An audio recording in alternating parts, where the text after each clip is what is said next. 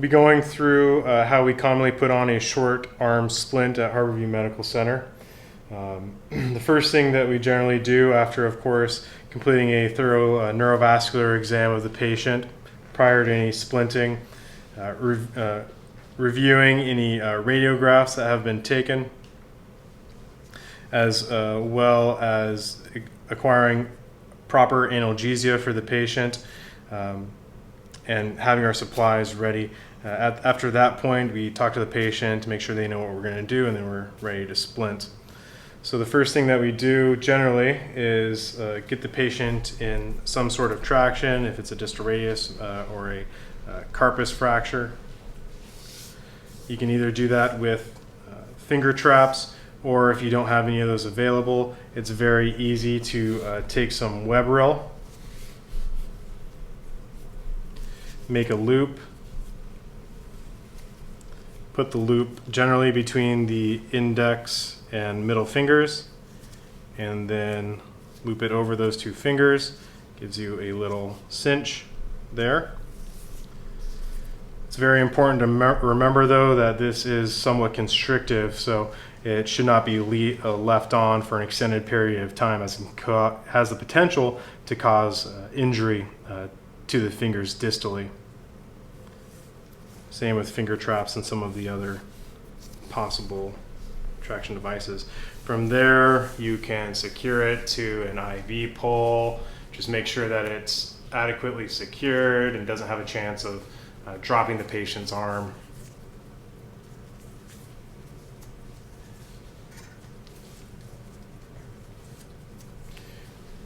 Height, you can always adjust by changing the bed height as is necessary to make it a little bit easier. You can easily cut off any remaining.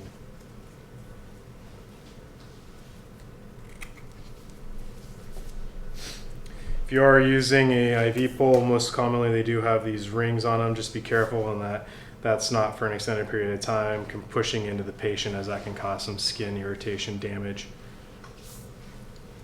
From here, you can check easily with C-arm, making sure if there's any fracture reduction that needs to occur. That's easily done at this point. Then we wrap with our cotton web reel.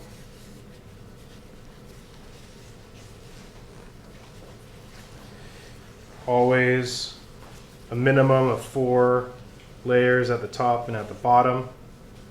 It's very easy to extend it past where your plaster is going to be going, because it's very easy to tear the web reel.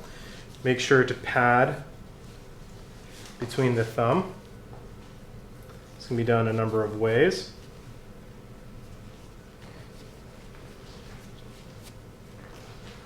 Very easy to make little pants. Wrap that around kind of in a spike almost to the thumb. Also, to really get a nice layer at the top, it's easy to take a long piece, fold it in half, and wrap that there.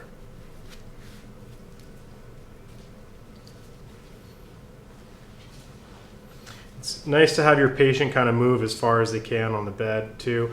Really allows access. You're okay. But it allows access to the elbow. If you're doing a long arm splint, you can easily go up the arm. From there,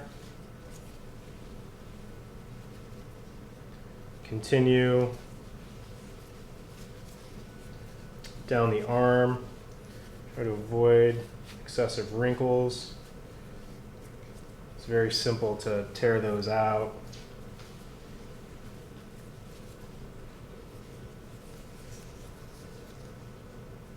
Why do you avoid the wrinkles?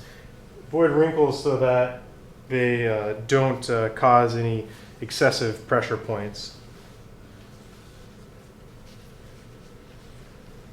Here, even with a short arm, it's kind of nice to go into the antecubital fossa a little bit, or pad the elbow a little bit, so that you make sure that if you do extend a little bit far, that there's no plaster touching the skin. But always make sure you're kind of aiming for maybe an inch above the antecubital fossa, so make sure you have a minimum of 4 layers there.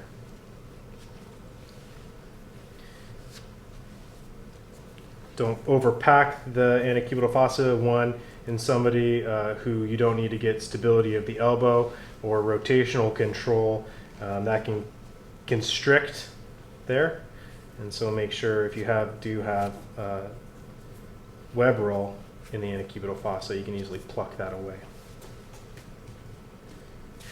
Next, we take our plaster, dip it, laminate. Make sure to laminate very well.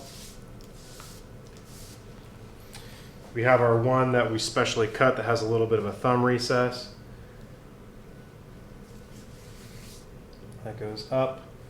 You can fold it back if you need to. If it's going, you want to make sure you end at the level of the metacarpal heads. Try to bend back any hard corners so they become hard and sharp and can poke into the skin. Generally, you try to do volar slab first, and then dorsal slab doesn't really matter. Make sure you end at the level of the metacarpal heads on the dorsal aspect. If you need to bend it back, cut it.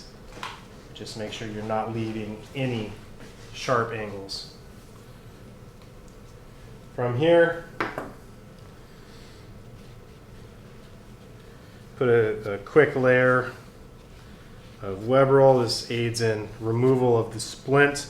As the bias gets really sticky and stuck onto the plaster, and makes it hard to remove later.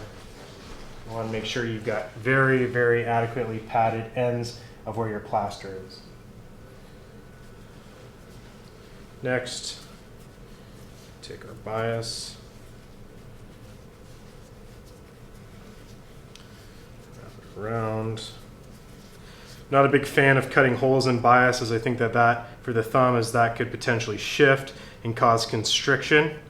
Alternatives are one you can just go straight over, or you can do the two turn. Makes a nice little turn there, and you're back rolling. Go up around, generally do that twice.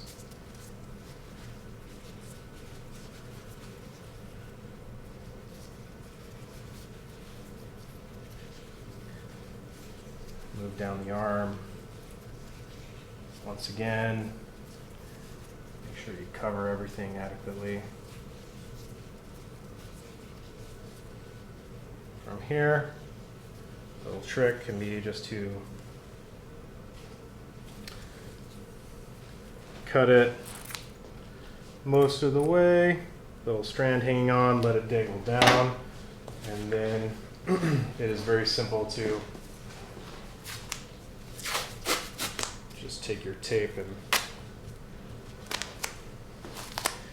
while it's got tension on it before it unravels, put a little piece of tape there and pluck that off. There, you can turn it at the tops, pluck away any excessive web roll, making sure you're still covered, plaster's covered. You need to tuck it under a little bit, making sure you're not over constricting in the cubital fossa. Just beautify your splint.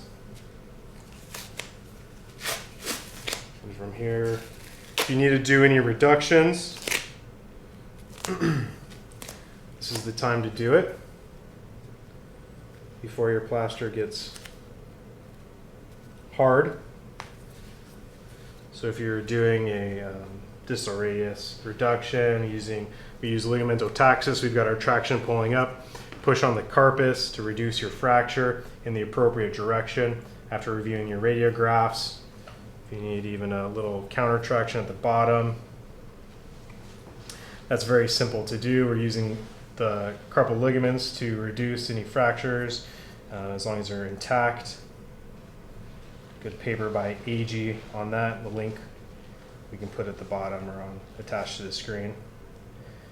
At this point, it's very important to maintain your reduction and your reduction maneuver until the plaster is hard. If you release too early or take your traction off, then you can lose your reduction.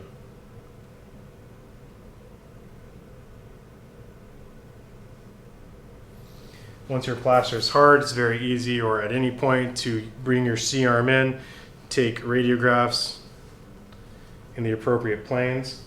If we did want some added traction before applying this, it's very simple to make a little traction device. So we can have a link to that or show it, and then broadly apply it to the arm and allow the patient to hang in some traction for a period of time.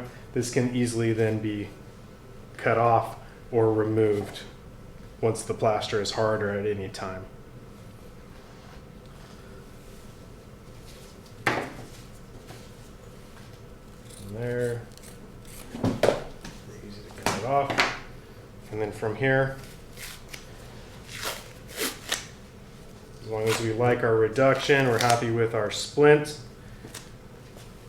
just move on to securing your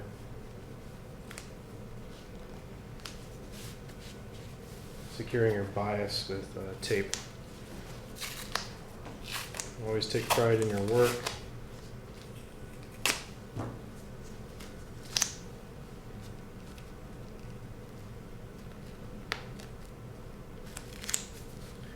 This is a good time to allow the thumb and a grapple to be free. Easily cut that back, making sure not to cut the patient, cut away any dog ears you might have.